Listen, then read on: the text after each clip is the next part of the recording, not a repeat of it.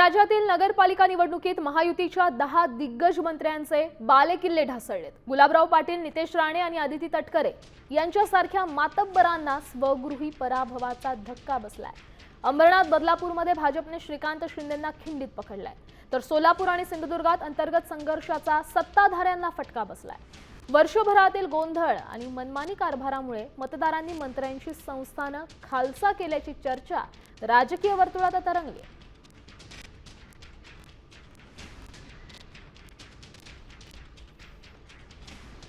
तर कोणत्या 10 मंत्र्यांचा बालेकिल्ल्यातच पराभव झालाय तर जयकुमार गोरे ग्रामविकास मंत्री आहेत आणि बंदरविकास मंत्री नितेश राणे यांचा आपल्याच बालेकिल्ल्यात पराभव झालाय। त्यानंतर गुलाबराव पाटील आणि जयकुमार रावल हे दोघेही त्यात आहेत।